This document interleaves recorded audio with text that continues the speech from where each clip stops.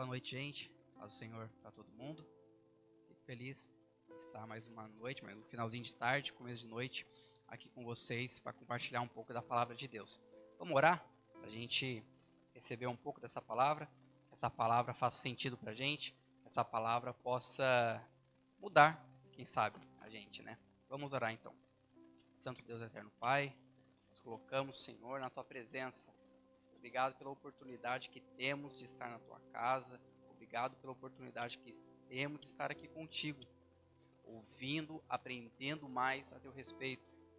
Continua edificando esta igreja, continua edificando o Teu povo, um povo forte, um povo que proclama o Teu nome, um povo que é submisso à Tua palavra, Senhor. Que em nome de Jesus o Senhor venha abençoar essa mensagem, possa fazer morada em nosso coração e que haja transformação, Senhor. Que o Espírito Santo esteja em nosso meio nesta noite, operando, fazendo com que nós tenhamos experiências contigo, Senhor. Abençoa grandemente, esse é o nosso pedido. Amém. Os irmãos podem se assentar.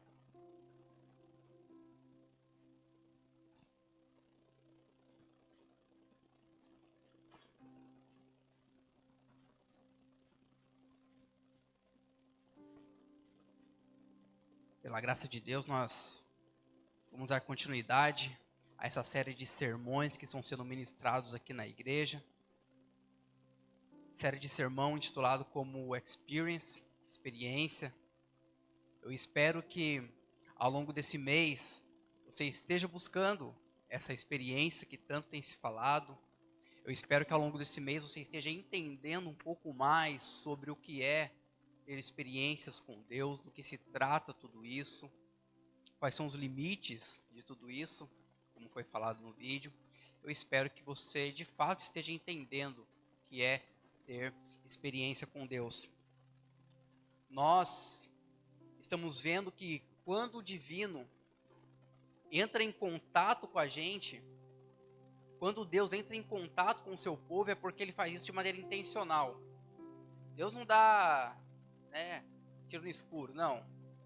Deus, ele é intencional. Quando ele entra em contato com algum servo seu, quando ele entra em contato com você, é porque ele quer algo, ele quer cumprir o seu propósito, ele quer te comunicar algo muito importante, ele quer transformar a sua vida, ele quer fazer alguma coisa com você. Não é à toa que nós temos experiências com Deus. Nós já falamos aqui de Maria, mãe de Jesus, de Moisés, nós já falamos sobre vários personagens que tiveram esse contato com o sobrenatural da parte do Senhor. E hoje a gente vai falar especificamente sobre o apóstolo Paulo. Você conhece muito bem o apóstolo Paulo. Talvez você não saiba da história, da biografia toda dele, mas você sabe quem é o apóstolo Paulo. A gente mora no estado que leva o seu nome, São Paulo. Nós temos filmes que apresentam quem foi esse personagem histórico tão importante. Paulo, de fato, é alguém que tem um certo protagonismo no Novo Testamento. Paulo é alguém importante. Paulo é o grande pregador do Evangelho. É aquela pessoa que no primeiro século levou o nome de Jesus para o mundo todo ali conhecido da sua época praticamente. Ali perto ali da Ásia Menor, ali no Mediterrâneo, ali no sul da atual Europa. Paulo levou ali a palavra de Deus para toda aquela região. Paulo foi então esse pregador que de fato esteve à disposição do Evangelho e de Jesus. Mas eu quero falar a respeito da conversão dele, que esse vai ser o ponto da nossa pregação, do nosso sermão aqui hoje. Eu queria falar da conversão dele um pouquinho mais para frente, pode ser? Porque antes eu queria apresentar para você um pouco do ministério do apóstolo Paulo. O que o apóstolo Paulo fez? Quem foi o apóstolo Paulo no que diz respeito ao seu ministério? O que Jesus reservou para ele ao longo da sua vida aqui na terra? Como eu já falei, ele foi um grande pregador. Paulo foi um grande proclamador do nome de Cristo. Ele tinha o seu ministério voltado ao que a Bíblia chama de gentios. São aquelas pessoas que não eram judeus, aquelas pessoas que não faziam parte da nação judaica. Os gentios eram aqueles que estavam fora do judaísmo. Paulo foi chamado por Cristo para levar o nome de Jesus justamente a essas pessoas lá de fora. Paulo nasceu em Tarso, ele era conhecido como Paulo de Tarso, e ele agarra essa grande missão para o resto da sua vida. A partir do momento da conversão do apóstolo Paulo, Paulo encara a missão de levar o nome de Cristo para todas as pessoas. E a gente vê na Bíblia que de fato ele foi bem sucedido. Paulo, ele era um homem cheio do Espírito Santo. Você percebe que Paulo, todas as suas atitudes eram direcionadas pelo próprio Deus. Lá em Atos capítulo 13, versículo 2, você vai ver o Espírito Santo direcionando diretamente ao apóstolo Paulo. Paulo era então essa pessoa cheia do Espírito. O seu ministério não era marcado apenas pela sua inteligência, pela sua proatividade, pelas suas viagens, mas como ele mesmo fala, o ministério de Paulo era marcado por demonstração de poder, e poder da parte de Deus. O próprio Deus agia poderosamente através de Paulo. O próprio Deus estava presente ali nas ministrações e na vida de Paulo. Paulo então era essa pessoa cheia do Espírito Santo. O grande apóstolo, então, começa suas famosas viagens missionárias. Paulo, ele fez várias viagens para locais diferentes, com o intuito de levar o nome de Cristo. A sua primeira viagem, ele foi para Chipre e as regiões ali da Ásia Menor. Na ilha de Chipre, ele teve a oportunidade de pregar o evangelho para o governador. Paulo era essa pessoa que transitava entre várias parcelas da sociedade. Paulo transitava entre os poderosos, entre os líderes religiosos, entre os líderes políticos da sua época. Paulo tinha um grande saber filosófico também. Paulo era um cara esperto. Paulo, então, ele prega a palavra ali em Chipre, o governador se converte. Depois Paulo vai para outras regiões. Paulo funda várias igrejas ali naquela região da Ásia Menor. Depois Paulo faz a sua segunda e a sua terceira viagem missionária. Ele vai para outras cidades, agora cidades mais distantes. Cidades ali como na região da Macedônia, Atenas, Corinto.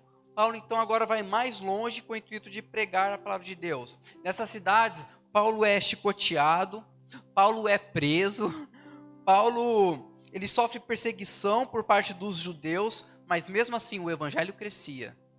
Paulo estava sendo perseguido, mas o evangelho crescia, ele continuava pregando o evangelho de Cristo. A pregação de Paulo transformou cidades inteiras. A gente pode ver a história da cidade de Éfeso, que teve a sua economia transformada porque o evangelho chegou na cidade, teve a sua cultura transformada porque o evangelho chegou na cidade. Tudo isso quando Paulo chega ali e inicia a pregação. Nisso tudo, sempre Paulo estava sendo perseguido. Sempre ele ia sendo perseguido pelos judeus. Depois Paulo vai a Jerusalém, mesmo recebendo uma profecia que ali ele ia ser preso, não importa. Paulo vai para lá porque ele tinha que cumprir a missão que Deus deu para ele. Em todas essas prisões, em todas essas transferências que ele ia de lá para cá, não importa. Paulo estava pregando o evangelho. Ele pregava para o juiz, ele pregava para o júri, ele pregava para o réu, ele pregava para o guarda, ele pregava para o governador, não interessa. Paulo seguia a sua missão, seja para quem for, seja aonde for. Ele, em uma dessas prisões, ele estava indo de barco junto com os guardas para uma prisão, e ali no meio do mar ali, acaba que o barco afunda e ele foi parar em uma ilha. Nessa ilha, adivinha o que ele faz? Ele prega o evangelho de Deus novamente. Ali ele cura uma pessoa naquela ilha que estava doente. As pessoas da ilha ficaram sabendo e vieram em busca de Paulo para que Paulo curasse elas também. Finalmente Paulo chega a Roma. Ali ele está preso, mas ele não para de pregar o evangelho, ele continua pregando, ele prega o evangelho para os guardas que estavam ali tomando conta dele.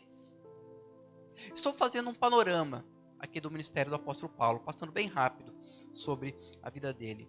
Ele é solto, mas depois ele volta para a prisão novamente, finalmente ele é condenado à morte.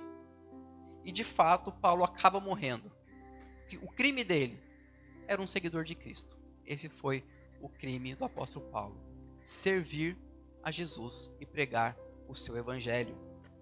Filipenses 1, 21, o próprio Paulo vai falar que, porque para mim o viver é Cristo e o morrer é lucro. Eu acho que isso resume muito bem a vida do apóstolo Paulo. Para mim, o morrer é Cristo. O viver é Cristo, desculpa. E o morrer é lucro. Não interessa o que vai acontecer comigo. O que importa é que eu estou na presença de Jesus pregando o evangelho. Contudo, igreja, tudo isso só foi possível porque um dia uma luz apareceu no meio do caminho de Paulo. Um dia, essa luz brilhou na frente de Paulo. Paulo se tornou tudo isso porque Jesus apareceu no caminho dele. Paulo, quem vê o seu ministério, talvez não se dê conta de quem foi o apóstolo Paulo antes da sua conversão. Então eu quero voltar um pouco no tempo da vida do apóstolo Paulo, e agora eu quero te apresentar o apóstolo Paulo antes da sua conversão. Atos 9 vai narrar um pouco disso, de quem era ele e do momento exato da sua conversão. Se você quiser acompanhar comigo, Atos capítulo 9, você pode deixar a sua Bíblia aberta nele, porque nós vamos aprender um pouco mais sobre esse apóstolo. Atos capítulo 9, do 1 ao 9, fala assim então a palavra de Deus. Enquanto isso, Saulo, que também é conhecido como Paulo, ainda respirava ameaças de morte contra os discípulos do Senhor. Dirigindo-se ao sumo sacerdote, pediu-lhe cartas para as sinagogas de Damasco, de maneira que, caso encontrasse ali homens ou mulheres que pertencessem ao caminho, pudesse levá-los presos para Jerusalém.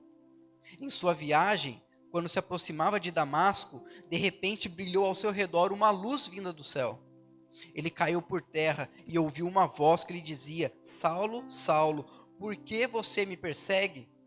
Saulo perguntou: quem és tu, Senhor? Ele respondeu: eu sou Jesus, a quem você persegue.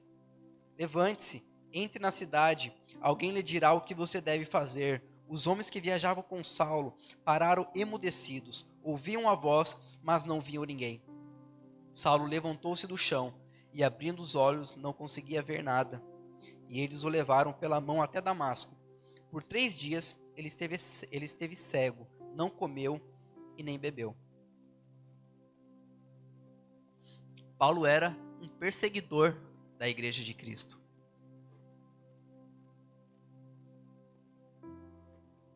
Paulo perseguia aqueles que seguiam Jesus. Paulo era judeu, Paulo era fariseu, que eram os líderes do judaísmo.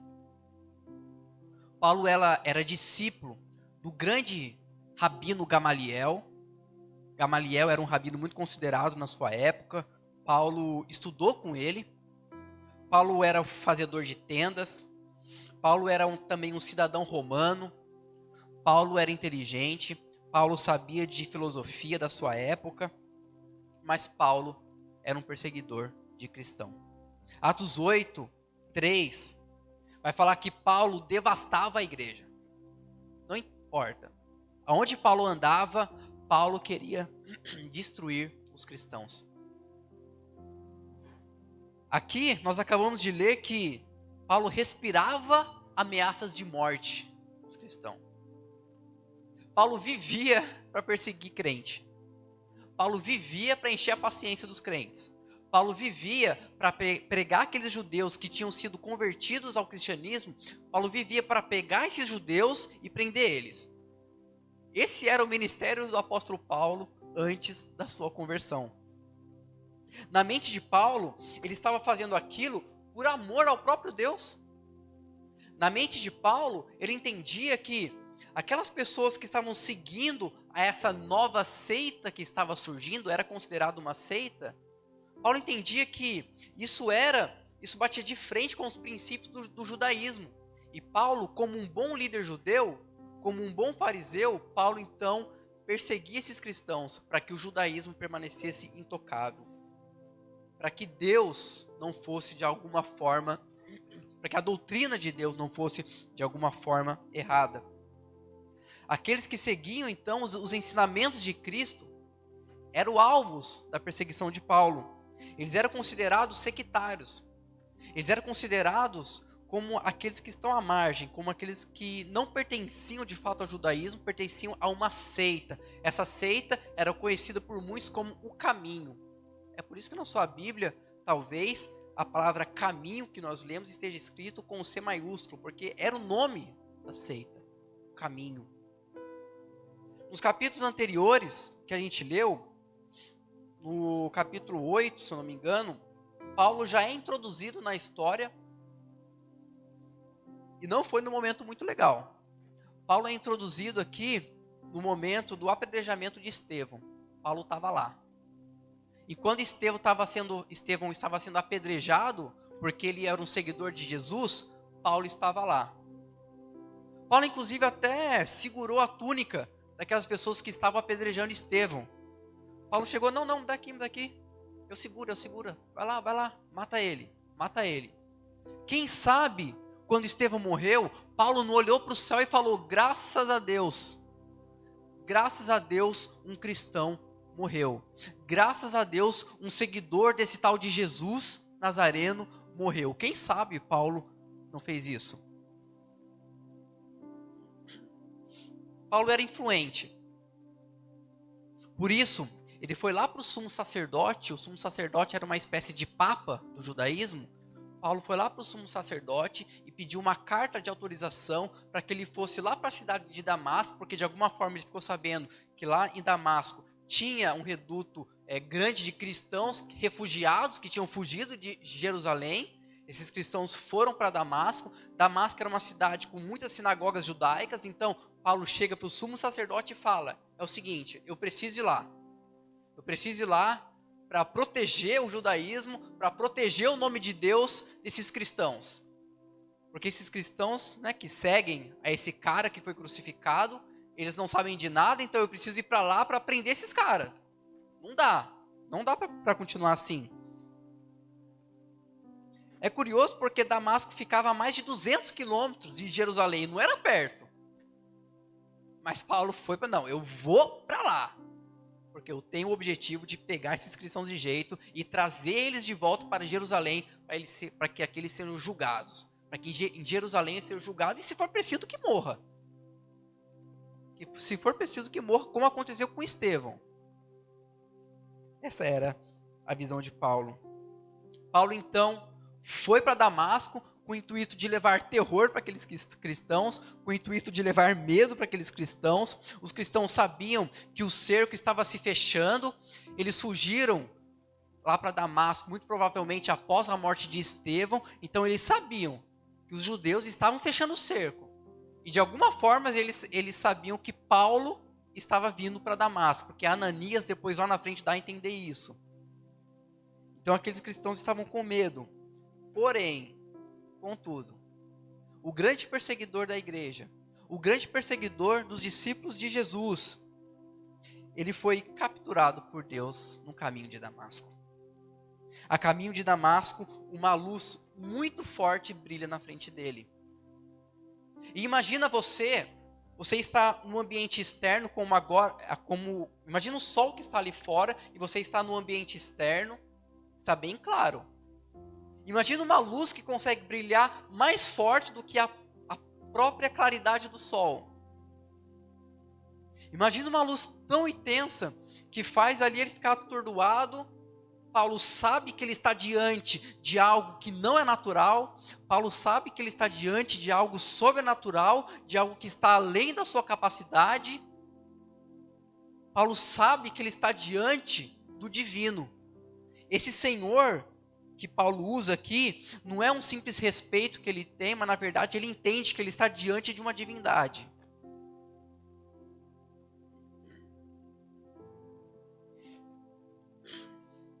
Jesus era a própria pessoa que estava nessa luz. Jesus já havia vindo a essa terra, morrido, ressuscitado, voltado para o céu, mas Jesus resolve fazer uma visitinha para o apóstolo Paulo. Jesus chega para Paulo e pergunta, Paulo, por que você me persegue? Eu fico imaginando o apóstolo Paulo naquela ocasião, aquela luz e aquela voz, o próprio Deus falando com ele, Jesus ali. Paulo, por que você me persegue? E só abrindo parêntese, aqui eu tenho uma verdade sublime e solene, que às vezes a gente não se dá conta, mas Paulo não perseguia diretamente Jesus, Paulo perseguia os apóstolos, os discípulos de Jesus. Mas Jesus chega para Paulo e fala, por que você me persegue, Paulo? E a verdade solene aqui é que, quando nós somos contra a igreja do Deus vivo, quando nós somos contra a igreja de Jesus, nós estamos sendo contra o próprio Jesus, nós estamos sendo contra o próprio Deus. Olha, você como igreja, que responsa? Estar falando em nome do próprio Jesus? Se alguém é contra você como igreja do Senhor, está sendo contra o próprio Cristo. Que coisa, né? Nesse momento, Paulo está rendido ao senhorio de Jesus. Nesse momento, o grande perseguidor, o grande devastador da igreja, o grande instrumento de medo e de terror, agora ele é servo daquele da qual ele perseguia. Agora, como ele mesmo vai falar, ele é escravo, ele se torna escravo de Jesus. Paulo tem então a sua vida transformada. Ironicamente, Paulo fica cego por aquele que é considerado a luz do mundo. Ironicamente, Paulo fica cego por aquele que anteriormente tinha curado da cegueira muitas pessoas. A ironia aqui é que Paulo precisou ficar cego para enxergar a verdade espiritual. Olha só que coisa. Paulo precisou ficar cego para entender, para enxergar que aquilo que ele estava fazendo não era o correto. Que ele estava indo no caminho contrário ao caminho que ele deveria de fato ir. Agora, cego, Paulo começa a entender que Deus tinha um plano maior na vida dele. Cristo Jesus era a pessoa na qual ele deveria seguir. Note que aqui essa experiência sobrenatural da parte de Paulo não se deu dentro de um templo religioso, não se deu dentro de uma sinagoga judaica, não se deu dentro do templo de Jerusalém. Essa experiência de Paulo se deu fora, porque às vezes a gente tem a ideia de que é aqui dentro da igreja onde tudo acontece, né? Às vezes a gente tem a ideia de que é aqui dentro da igreja e apenas aqui que Deus vai manifestar o seu poder e a sua glória. De maneira nenhuma eu estou querendo diminuir aqui o papel da igreja. Lógico que essa não é a minha ideia aqui. Gente, mas Deus não cabe aqui dentro. Convenhamos. Deus está lá no seu quarto quando você ora. Deus está lá no ônibus quando você está, com algum problema e você está orando em pensamento. Deus está ali com você também. Deus pode manifestar o seu poder, você pode ter uma experiência, um contato com o sobrenatural, não apenas aqui na igreja, mas é lá no seu quarto quando você estiver orando. Quantas e quantas pessoas, aqui nós com certeza temos alguns, que foram tocados por Deus lá no seu quarto enquanto estava orando sozinho. Às vezes você está no carro pensando em alguma coisa e Deus fala com você de uma maneira muito forte. Eu particularmente, quando eu tive o prazer de ser batizado no Espírito Santo, lá na minha adolescência, eu não estava na igreja, eu estava num acampamento. Não era um retiro não, era um acampamento que a gente fez. Nesse acampamento a gente reservou um momento para orar, e ali no acampamento eu tive a experiência de ser revestido de poder, de falar em outras línguas, e ali eu tive um contato com o sobrenatural. Não foi dentro da igreja. Deus nos proporciona, Deus pode nos proporcionar um pouquinho da sua glória, irmãos, seja onde quer que for. Deus pode entrar em contato com você aqui dentro, mas esteja preparado, porque Deus pode entrar em contato com você lá fora também, no ônibus, no seu quarto, na escola, na sua faculdade, no trabalho, não interessa. Deus é Deus e Ele está em todo lugar. Paulo estava indo para perseguir a igreja, mas foi justamente nesse caminho que ele estava indo, um caminho de perseguição. Paulo recebeu o contato do divino. Às vezes você está num ambiente que você não deveria estar, por algum motivo você está ali. Às vezes você está fazendo aquilo que você não deveria estar, e muitas das vezes é nessa ocasião que Deus fala com você. Muitas das vezes é nessa ocasião que você tem uma experiência com Deus. Eu já vi testemunhos, por exemplo, de pessoas que foram convertidas em bares. Foi ali com o único intuito de beber e se embriagar, mas ali Deus entrou em contato com ela. De alguma forma, ela foi surpreendida por Deus e ela foi convertida a Deus. Eu já ouvi relatos de pessoas que foram convertidas dentro, por exemplo, de Umbanda, que nós entendemos que não é um caminho correto biblicamente. Eu já vi testemunhos de pessoas que foram convertidas ali dentro. De alguma forma, Deus falou com eles ali dentro. Deus pode entrar em contato conosco de qualquer lugar. Qualquer lugar. Mas o principal ponto que eu quero destacar aqui, essa experiência de Paulo o levou à pessoa de Cristo. E após isso, ele teve o seu caráter transformado. Esse é o ponto que eu quero que você saia daqui nessa noite. Paulo teve o seu caráter transformado. Paulo teve a sua vida transformada por Jesus Cristo. Jesus é mestre em transformar pessoas. Jesus é mestre em transformar caráteres. Jesus é mestre em pegar o mentiroso e fazer com que ele pare de mentir e que ele não minta mais. Jesus é mestre em pegar o corrupto e fazer com que ele não corrompa mais. Jesus é mestre em pegar o assassino e fazer com que ele não mate mais. Jesus é mestre em pegar o adúltero e fazer com que ele não adultere mais. Paulo, o perseguidor, agora ele é o perseguido por amor do nome de Jesus. Encontros com Jesus devem nos levar à transformação de vida, à transformação de caráter. Como eu falei, Deus não entra em contato à toa. Deus não vem falar com você à toa. Deus ele vem com um propósito. E aqui Paulo, o propósito foi transformar a vida dele, transformar o caráter dele. A Bíblia narra a história de pessoas que tiveram contato com o divino, mas não se transformaram. Porque às vezes você pode pensar, se Deus aparecesse para mim igual apareceu para o apóstolo Paulo, eu também me converteria. Negativo. Muitas pessoas tiveram contato com o divino e não transformaram suas vidas. Nós temos, por exemplo, uma narrativa onde leprosos foram curados de maneira sobrenatural por Jesus. Mas esses leprosos simplesmente evidenciaram ou prestaram atenção apenas na cura, mas não se voltaram àquele que os curou. É um exemplo de que não necessariamente uma experiência dessa vai levar você necessariamente a Cristo de maneira direta. Jesus esteve presente aqui na terra, fazendo vários milagres sobrenaturais, mas muitas pessoas da época olhavam para aqueles milagres, acreditavam naqueles milagres, participavam daqueles milagres, mas não se converteram. Muitas pessoas tiveram esse contato com o sobrenatural, mas continuaram seguindo os seus próprios caminhos. Não sejamos assim. Que a experiência que você tiver com Deus possa levar você mais perto a desse Deus.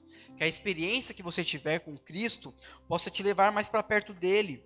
Assim como Paulo, nós também devemos ser transformados por Jesus. Que a experiência que você tiver, de fato, traga transformação para você. Jesus queria transformar o apóstolo Paulo. Jesus queria fazer dele um missionário, um pregador do seu evangelho. Paulo, então, foi transformado de perseguidor para perseguido. Deus também quer transformar a sua vida, fazer de você um instrumento valioso nas suas mãos. Se achegue perto desse Cristo, se achegue perto desse Deus, que a sua experiência não seja um fim em si mesmo, mas que ela possa te conduzir a Cristo, que ela possa te conduzir a Deus, e que você possa ter transformação de vida quando você, de alguma maneira, tiver uma experiência com esse Deus. Olha a comparação que Paulo faz com a sua antiga vida e a nova. Filipenses 3, do 5 ao 8, vai falar assim, Aqui é Paulo falando sobre ele mesmo. Circuncidado no 8º dia de vida, pertencente ao povo de Israel, à tribo de Benjamim, verdadeiro hebreu, quanto à lei, fariseu, quanto ao zelo, perseguidor da igreja, quanto à justiça que há na lei, irrepreensível. Esse era o Paulo antes da sua conversão. Mas agora, continuando. Mas o que para mim era lucro, passei a considerar perda por causa de Cristo.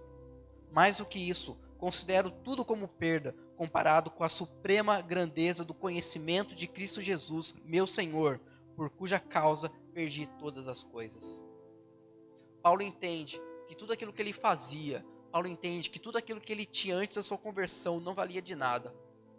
Porque ele seguia suas próprias convicções, ele achava que ele estava sendo submisso a Deus, ele achava que ele estava servindo a Deus daquele jeito, mas não. Paulo então considera toda a sua religiosidade antiga como perda. Não, aquilo não importou. O que importa é que agora eu estou na presença de Cristo. O que importa é que agora eu sirvo a Cristo. E agora sim eu tenho vida. Agora sim é isso que verdadeiramente importa. A experiência levou Paulo a ter um novo rumo na sua vida. Agora, o que ele queria já não importava mais. Agora o que importa é o que Deus quer. Agora, as convicções de Paulo já não importam mais. Porque Paulo agora não vive pelas suas próprias convicções. Paulo agora vive pelas convicções de Deus. Paulo agora vive de acordo com aquilo que Deus quer para ele. Paulo agora vive nos caminhos do Senhor e não nos seus próprios caminhos. E apesar de ser difícil, irmão, de dar o nosso controle para Jesus, essa é a atitude que nós devemos tomar hoje. Dar o controle das nossas vidas para Cristo. É esvaziar as nossas próprias convicções e deixar Cristo transformar as nossas vidas. Que assim como o apóstolo Paulo, nós sejamos essa pessoa que tem a sua vida transformada. Não importa quem somos, não importa o que fizemos, Jesus tem o poder de transformar as nossas vidas. Não importa quem você foi, não importa o que você fez, saiba que Cristo tem o absoluto poder de transformar a sua história. Deus tem o absoluto poder de transformar a sua vida. A experiência de Paulo, irmão, é um exemplo de que Deus nos enxerga apesar da nossa condição e não devido à nossa condição. Paulo era um perseguidor. Mesmo assim, Deus enxergou ele e trouxe ele para ser vaso de honra agora. Não importa o seu pecado. Não importa o que você tenha feito.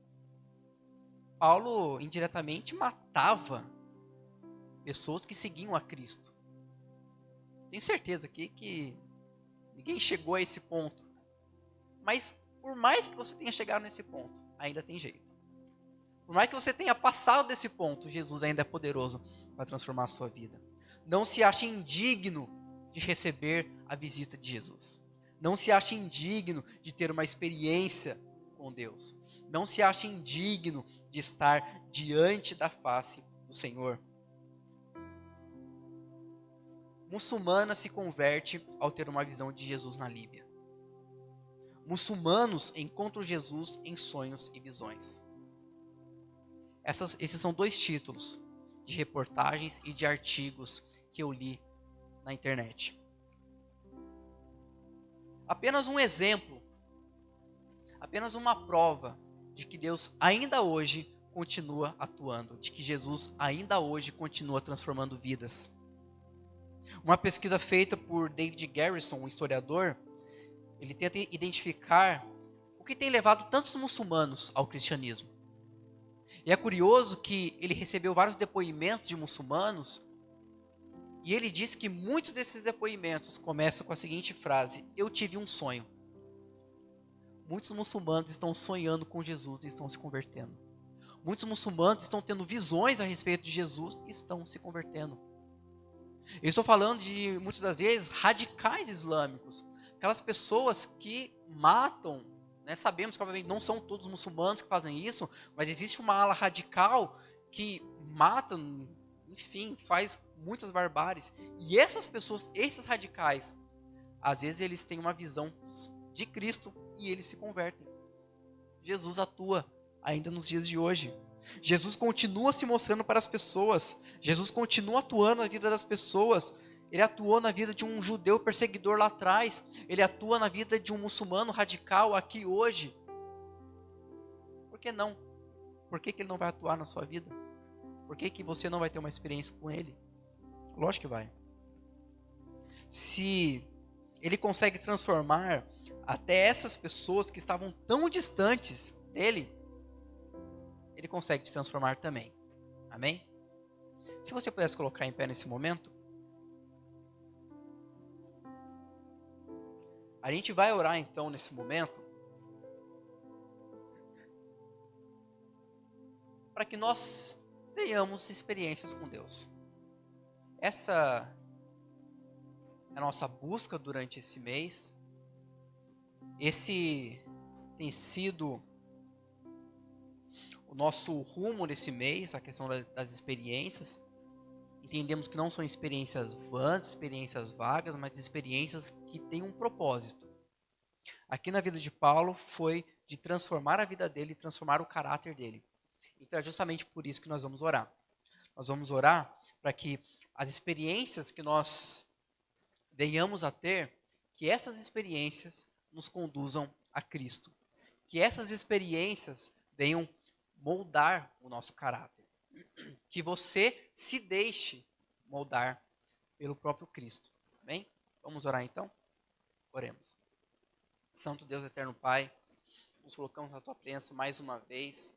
Agora suplicamos a Ti, pedimos a Ti, ó Deus, para que o Senhor venha de maneira poderosa sobre o nosso intelecto, sobre a nossa mente, sobre as nossas vidas, para que nós tenhamos entendimento da Sua verdade, da Tua palavra, Senhor, que foi transmitida aqui nessa noite. Que nós tenhamos o entendimento de que as nossas experiências, elas servem para nos aproximar de Ti. Que nós tenhamos o entendimento de que o contato com o divino, o contato com o Senhor, deve nos levar a uma transformação de caráter. Deve nos levar a uma transformação de vida, assim como foi com o apóstolo Paulo. Que nós tenhamos esse caráter transformado pelo Teu poder, ó Deus.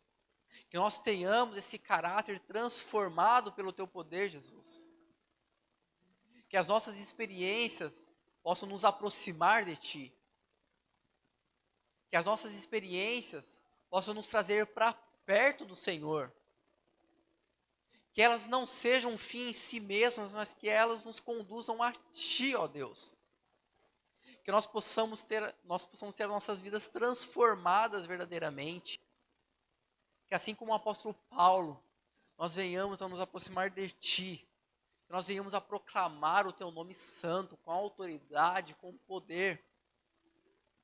Que essas experiências possam nos fazer testemunhas vivas da Sua grandeza. Que essas experiências possam nos fazer testemunhas vivas do Teu nome, do poder do Teu nome, ó Deus. Abençoa as nossas vidas, Senhor. Derrama sobre nós o Teu Espírito Santo. Que o Teu Espírito possa estar presente verdadeiramente nessa igreja. Que o Teu Espírito Santo possa estar presente verdadeiramente neste povo. Trazendo experiências verdadeiras. Trazendo experiências que nos aproximam de Ti, Senhor. Enche-nos com o Teu poder. Enche-nos da Tua misericórdia, da Tua graça, Senhor, e da Tua presença, Deus. Oramos também pelas necessidades que o Teu povo tem. Oramos também por aqueles que estão enfermos, por aqueles que estão doentes, aqueles que estão fracos na fé. Que em nome de Jesus, o Senhor de maneira sobrenatural possa tocar nessas pessoas, trazendo cura física, trazendo cura espiritual, levantando-os em Tua presença, em nome de Jesus, ó Pai. Se porventura aqui alguém está vivendo um deserto espiritual, que essa pessoa seja ressuscitada por Ti, que essa pessoa seja vivificada por Ti, ó Deus. Traz cura para o Teu povo, cura física, cura espiritual, cuida da mente do Seu povo, ó Pai. nesse período de pandemia, onde muitos de nós estamos sendo afetados, Senhor, cuida da mente do teu povo, que nós tenhamos uma mente saudável, que toda depressão possa cair por terra em nome de Jesus. Toda crise de ansiedade, toda falta de confiança em Ti, seja o que for, que em nome de Jesus o Senhor possa operar em nossas vidas, para a honra e glória do Teu nome, Deus. Amém, Senhor.